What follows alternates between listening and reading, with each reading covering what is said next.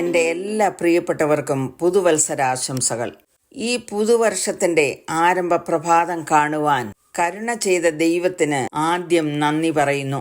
2025 എന്ന വർഷം ഓർമ്മകളായി മാറിയപ്പോൾ 2026 എന്ന പുതുവർഷത്തിൽ ജീവിക്കുവാൻ ദൈവം നമുക്ക് ഭാഗ്യം തന്നു. കഴിഞ്ഞ വർഷത്തെ ആരംഭം മുതൽ ഇന്നലെ വരെ നാം ചിന്തിക്കുമ്പോൾ നല്ലതും തീയതുമായ എത്രയോ കാര്യങ്ങൾ സംഭവിച്ചിരിക്കുന്നു. സന്തോഷം പകർന്ന അനുഭവങ്ങൾ ധാരാളമുണ്ട്. മക്കളോടൊപ്പം ചിലവഴിച്ച ദിവസങ്ങൾ, സന്തോഷയാത്രകൾ, സമ്മേളനങ്ങൾ, കുടുംബ ബന്ധങ്ങൾ പുനർജീവിപ്പിക്കുന്ന കൂടിവരവുകൾ, ഭൗതിക നന്മകൾ, ഇങ്ങനെ പലതും പലതും. മറുഭാഗത്ത് വേദനകൾ, വേർപാടുകൾ, രോഗങ്ങൾ, ദുഃഖങ്ങൾ, അപകടങ്ങൾ, ലിസ്റ്റുകൾ നീണ്ടുപോകുന്നു. ഇരുന്നൊന്ന് ചിന്തിച്ചാൽ ഓരോ പ്രതിസന്ധിയും നാം എങ്ങനെ തരണം ചെയ്തു എന്ന് ഓർക്കുമ്പോൾ അത്ഭുതപ്പെടാറില്ലേ? നാം മുടിഞ്ഞു പോകാതിരിക്കുന്നത് യഹോവയുടെ ദയയാകുന്നു. അവന്റെ കരുണ തീർന്നു പോയിട്ടില്ലല്ലോ എന്ന് എഴുതിയിരിക്കുന്നത് എത്രയോ വാസ്തവം. പർവ്വതങ്ങൾ മാറിപ്പോകും, കുന്നുകൾ നീങ്ങിപ്പോകും, എങ്കിലും എൻ്റെ ദയ നിന്നെ വിട്ടുമാറുകയില്ല, എൻ്റെ സമാധാന നിയമം നീങ്ങിപ്പോകുകയുമില്ല എന്ന് നിന്നോട് കരുണയുള്ള യഹോവ അരുളി ചെയ്യുന്നു. ഈ പുതുവർഷത്തിൽ നിങ്ങളുടെ ജീവിതത്തിൻ്റെ എല്ലാ രംഗങ്ങളിലും സമാധാനപ്രഭുവായ യേശു കർത്താവ് തൻ്റെ നിരന്തരമായ സ്നേഹം ഉറപ്പു നൽകിക്കൊണ്ട് ആഴമേറിയ സമാധാനം പ്രദാനം ചെയ്യുന്നു. ഇന്ന് ലോകത്തിന്റെ അസ്വസ്ഥതയുടെ മൂല കാരണം സമാധാനമില്ലായ്മയാകുന്നു. സമാധാനം സ്ഥാപിക്കുവാൻ പലരും പല പ്രയത്നങ്ങൾ ചെയ്യാറുണ്ട്. മിക്കതും അവസാനിക്കുന്നത് പരാജയത്തിലാകുന്നു. ജീവിതത്തിന്റെ ഏത് പ്രതിസന്ധിയിലും സമാധാനത്തോടെ ജീവിക്കുവാൻ ദൈവവചനം വിശ്വാസികളെ നയിക്കുന്നു. അധ്വാനിക്കുന്നവരും ഭാരം ചുമക്കുന്നവരുമായുള്ളവരെ എല്ലാവരും എൻ്റെ അടുക്കൽ വരുവീൻ, ഞാൻ നിങ്ങളെ ആശ്വസിപ്പിക്കുമെന്ന് യേശു ക്രിസ്തു അല്ലാതെ മറ്റാരെങ്കിലും പറഞ്ഞിട്ടുണ്ടോ? യേശുവിൻ്റെ അടുക്കിലേക്ക് ചെല്ലുന്നവർക്കാണ് ആശ്വാസം ലഭിക്കുന്നത്. ആരെയും അവിടുന്ന് നിർബന്ധിക്കുന്നില്ല.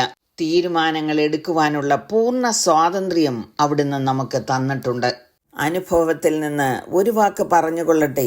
യേശുവിൽ വിശ്വസിച്ച നാൾ മുതൽ ഇന്നേ വരെ ജീവിതത്തിന്റെ ഏത് രംഗങ്ങളിലും യേശു കർത്താവ് എന്നോടൊപ്പമുണ്ടായിരുന്നു.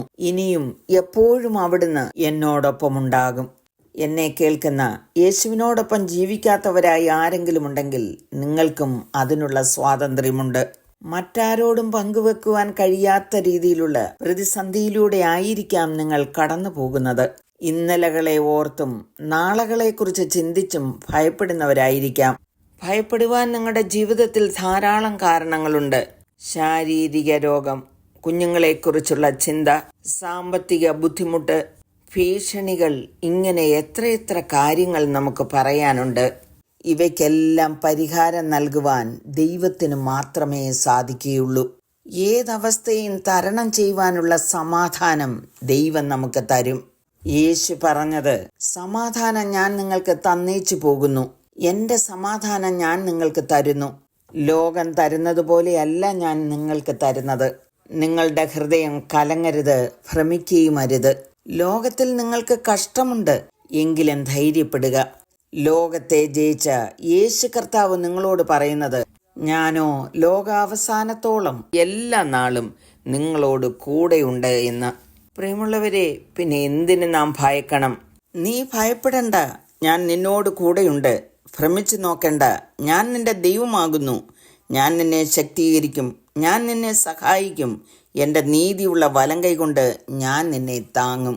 ദൈവം നമുക്ക് നൽകിയിരിക്കുന്ന ഈ വാഗ്ദത്തങ്ങളെ നമുക്ക് വിശ്വസിക്കുകയും മുറുകെ പിടിക്കുകയും ചെയ്യാം. സംവത്സരത്തെ നന്മ കൊണ്ട് അലങ്കരിക്കുന്ന ദൈവം എല്ലാവരെയും അനുഗ്രഹിക്കുമാറാകട്ടെ എന്ന് പ്രാർത്ഥിക്കുന്നു. Wish you all A happy and prosperous 2026.